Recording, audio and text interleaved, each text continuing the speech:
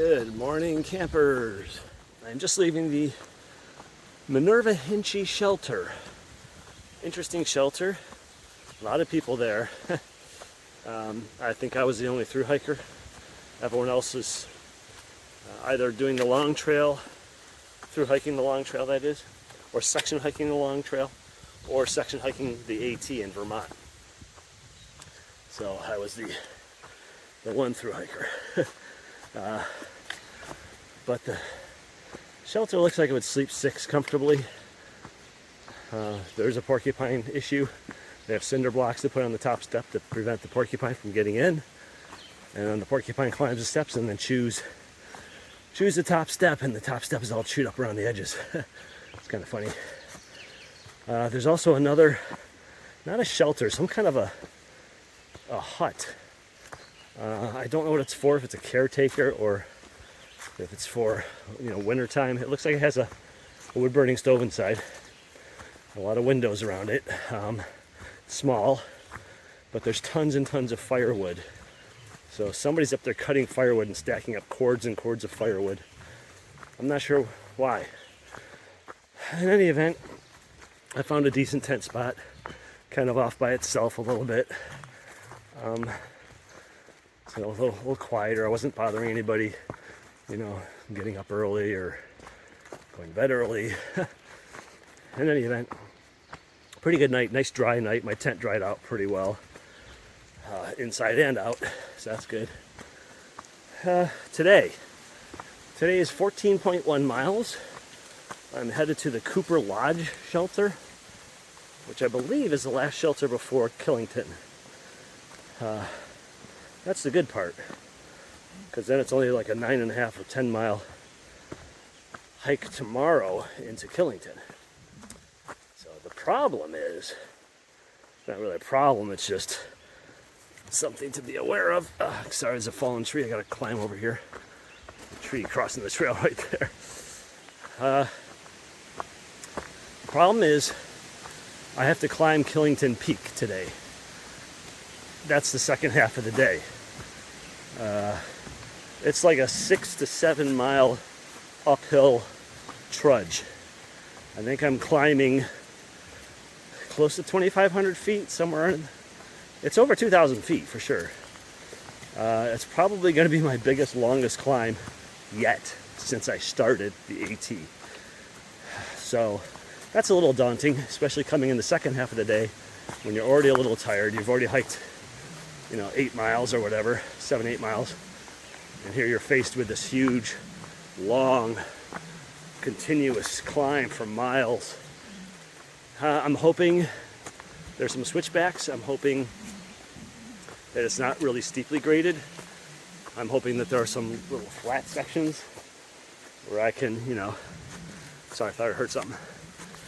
Some little flat sections where you can kind of catch your breath, hike along a little bit before it starts to go up again. I guess we'll see. But it's a nice day.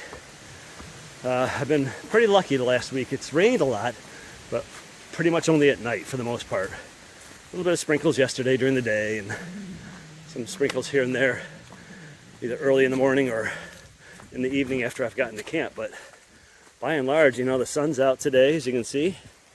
Somewhere up there behind me. Ooh. And there's a breeze. It's fairly dry. Trail's in pretty good shape. So I'm not in a hurry. 14 miles. It's not tough. I want to save some energy for that climb. That's a big one. And we'll see what the day holds as far as interesting images. It's been a little underwhelming, frankly, lately.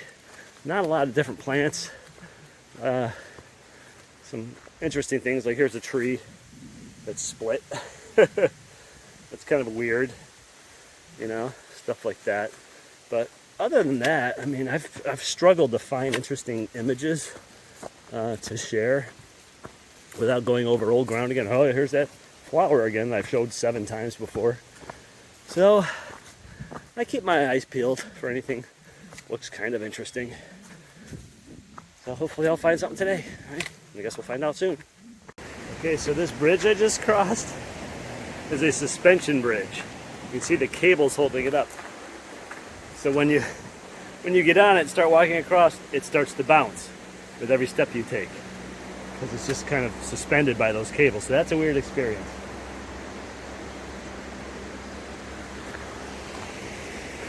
Huh. A guy who was, wow, he was 17 or, can't tell if it's 17 or 23. Bob Brugman lost at this site while walking the trail, or while hiking the trail he loved. July 4th, 19. Can't tell if that says 73 or what. Somebody died out here, I guess, and they dedicated the bridge to him. So that's the Bob Brugman suspension bridge right there. Holy crap, I gotta go past another cave. Oh my gosh. There's definitely something living in there. Oh my god, look at that. Are you kidding me? Underneath this giant boulder?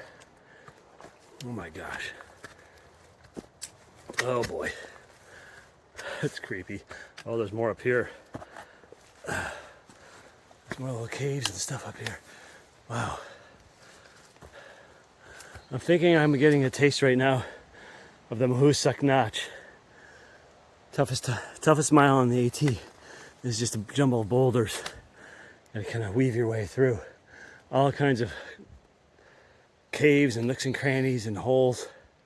Who knows, we could jump out of there. Oh boy. I just climbed up from down there. You can see the sheer rock walls on either side. And then it just climbs up these boulders in between and on top of and through. And winds up here. A little bit more to go up ahead, but not much. Pretty much at the top, but boy, that was a workout. I started to sweat. It's a warmer day today. You can tell it's gonna be a warmer day. They're saying it's gonna be in the 80s this weekend, and today's only Thursday. So yeah, I'm gonna be a sweaty mess by the end of today, I think. I just stopped at the Clarendon shelter there for a snack break. It's only 3.7 miles in, but it's a shelter. It's very close to the trail. You could see it from the trail. And I just figured I'd sign the register and have my first snack of the day there. The next shelter is, I think, 5.8 or something along those lines. Governor Clement shelter. I think I'll go to that one for my lunch break. And then after that, it's 4.3, I believe, to the shelter where I'm staying tonight. A lot of uphill, though, in there. So we'll see how it goes. Very nice stream, creek, waterfall. I don't know if you can see the waterfall back there. But I got some serious hiking to do. It's 10:40. I'm only 3.7 miles in. And I started 2.5 hours ago. So I got to get a move on. So I came upon the remnants of a campfire next to the trail and a couple of folding chairs. Something you don't see every day on the trail. A couple of chairs right next to the trail. Here's what I'm talking about with some blazes. That one right there kind of blends in. You can barely tell that's a blaze. Kind of blends in with the rest of the tree, especially when you get back to a distance. But that's an old blaze that needs to be refreshed. This is the kind of trail I love to walk on. Dried pine needles. Very soft on your feet. They tend to be very dry. They don't absorb water very well. They're also great for camping. In fact, look right over here. Perfect little spot for a tent covered in pine needles. Very dry. And they don't stick to your ground cloth. I love it when I can find a nice, soft, flat, level tent spot that's covered in pine needles like this. And this is a very nice stretch of trail. Won't last long, I know, but it's good while it lasts. Okay, I'm crossing this field right here. And as you can see, the sky looks beautiful behind me. But then I looked off to the other side, I was like, whoa. I don't know what's building over there, but I hope it's not coming this way. That looks pretty dark and nasty. Yikes. Yikes. Holy cow. That direction, this direction. It's starting to sprinkle, which kind of surprises me because I didn't know that there was supposed to be any rain today. I thought the rain was done for the next few days. So I'm not packed like I would normally pack for rain. I don't have stuff inside my pack liners. And my rain jacket is not handy. I can get to it fairly quickly, but I don't have my pack liner. So I may have to stand under an evergreen and wait until this passes. I don't know how long it's going to last. I'm going to have to check the weather report. I want to get under one of these trees though right now. All right, well, I can't check the weather forecast because I can't get a signal where I am. And I don't know what's going on with this rain. It keeps like coming and going. Now it's starting up again, getting stronger. I'm standing underneath a pine tree here, trying to shield myself as much as possible in my pack because nothing is in the pack liner. I didn't know that there was a chance of showers today. So I'm going to just stand here and wait this out. I don't think it's those dark clouds I showed you earlier. Those I stood and watched for a while and they were moving away from me, although maybe I've caught up to them, but I can't imagine that's not possible. That I was hiking as fast enough to catch up. But maybe that system was forming and then it started forming farther and farther back over where I was, and now it's encompassing. But it's not that dark. I mean, it just looks like it's kind of lightly over you. As you can see the sky, it's not dark. It's not dark gray, gloomy, cloudy. It's just kind of generally that white overcast. But in any event, I'm going to stand here for a little while. Hopefully this will pass soon. If not, it's a real pain in the butt to put everything into a pack liner because you got to take everything out of your pack and then repack everything, and I can't do that when it's pouring rain. So I don't know. If it gets much worse, I'll put my raincoat on and I'll take my ground cloth out and I'll put it over my pack, just keep my pack dry until this rain stops. And I'll keep trying to get a signal to check the weather. So I got my raincoat on. And I covered my backpack with my ground cloth from the tent. And I'm just kind of waiting out this rain, see how long it's going to last. I can't afford to really waste much more time. I'm probably maybe a mile and a half from the next shelter where I wanted to take a break. Boy. I should have left earlier this morning. I should have left at 7:15 instead of 8:15. But I figured it's only a 14-mile day. I'll sleep in a little bit. I got to bed late last night. If I had left earlier, I would have been at the shelter and I could be just waiting out the rain there. But, you know, what are you going to do? Okay, so that cloudburst seems to have calmed down. It's 90% gone. So I put my ground cloth back in my tent bag. And I also used my pack liner for the exterior pocket because my little belt pouch, which I'm not wearing right now, because the hip belt is too big with it on. I've got a new hip belt coming, which I'll get tomorrow from the post office in Killington. But for right now, that little pouch is in the exterior pocket of my backpack, and it's not waterproof. So I want to keep that dry. So I put everything in that exterior pocket inside a small pack liner that I use for that exterior pocket. But the stuff in my main backpack, you know, the main compartment, that's not in a pack liner. But pretty much all that stuff is in dry bags anyway. Dry stuff sacks, dry bags, Ziploc bags, etc. So I'm trying to think. I mean, unless the pack got absolutely drenched for hours of rain, you know, pouring rain for hours, I don't think any of my stuff would be impacted. So hopefully this will hold off. I've got about another 45 minutes at this point, at least, to the next shelter. That rain just cost me another 20 minutes of time. I'm losing time left and right. You know, an hour this morning, getting up late, half an hour at the last shelter taking a break, 20 minutes waiting out the rain. Like, holy cow, when am I going to get to the place I'm camping tonight? Oh, and that's the other thing. The shelter I was planning on going to, apparently it's in bad shape. It's one of the oldest ones. It's actually the tallest or highest elevation one in Vermont. And because of vandals and other things, it's taken a beating. The roof leaks in certain spots. It's not in great shape. There are 3 tent platforms behind it, but those could be taken very quickly. So at the next shelter, I'm going to kind of assess what my backup plan will be if either I can't quite make it up there because it's a steep 4-mile climb all the way up, where I can camp that's a little shorter there, if anywhere, or where I can camp maybe a little bit beyond it if I get there and there's no good tenting, spots available, and I have to keep looking. So I want to have a couple of backup plans today. So I'm ready. I'm ready for anything. Be prepared. Katahdin, 500 miles from here.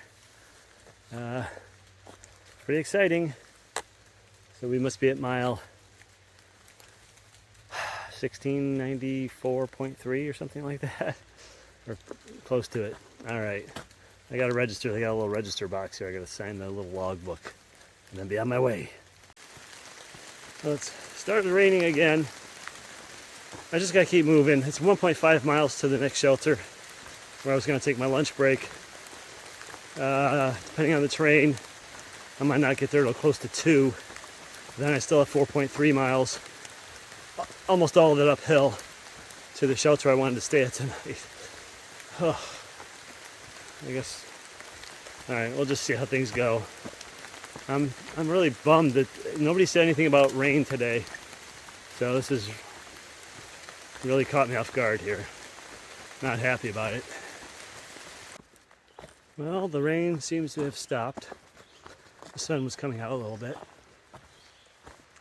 I'm maybe half mile from the shelter. I'll take a break there, take my raincoat off probably. See, here comes the sun. Crazy. I've passed 4 hikers that I know, all going south because they're slack packing. They stayed at a hostel last night, and the hostel owner offered to let them slack pack today. So they're slack packing Killington the easy way. They started on the north side, came up only about a 2,000 foot climb, back and down the other side, which is a 4,000 foot climb, which is what I'm doing. So to each their own. That seems like cheating to me. It's one thing to slack pack when it's really, really difficult and you have physical challenges or logistical challenges that are going to make it just too difficult for you to do it unless you're slack packing it, or if it's dangerous and you want to carry the lightest load possible to get through a dangerous section that's very, very difficult to navigate if you have a full pack. That's fine. But the slack pack when, just because, and to do it in the easier direction rather than the direction you were going, that's a little questionable to me. But like I said, to each their own. They've technically hiked the whole trail, so it's part of the deal. You don't have to carry a pack. You don't have to do it in a certain direction. They're still through hiking. So I'm just leaving Government Clement shelter, kind of a dark, dingy shelter. Some good tenting sites though. 4.3 miles to Cooper Lodge, and it's steep. I think it's a 2,200 foot elevation gain in 4.3 miles. That's about 550 feet a mile, 500 feet a mile, something. So 10% grade overall. We'll see how it is. Some of the other, parts of the trail that look like they were really steep on the elevation chart, the terrain profile, turned out not to be too bad.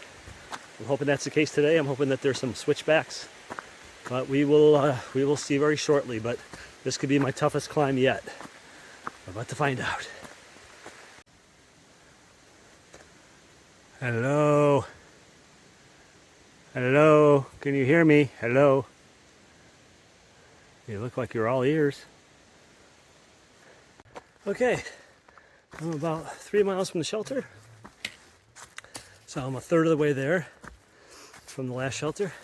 Hasn't been too bad. There's been some little climbs, but they're short. And then it levels out or even goes down a little bit. So I'm hoping it's like that for the rest of the way, because then it's manageable. You know, these short spurts rather than just a long, slow, endless climb. So right now, if it stays like this, I could be there by 5. So fingers crossed. Let's see what happens. And so the trail is just looking like it's been through a hurricane or something. There's just stuff torn up and uprooted, and it's just kind of a mess here. Climbing over all kinds of stuff off down the side here, dead trees, just a big old obstacle course of stuff. It's really going to slow me down. I think 5 o'clock will be optimistic if I can get to the shelter.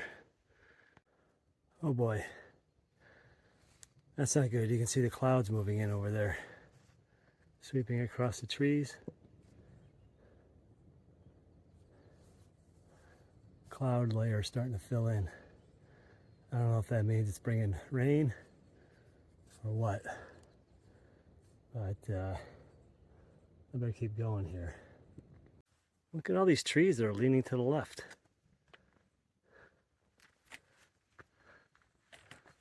These trees are all leaning.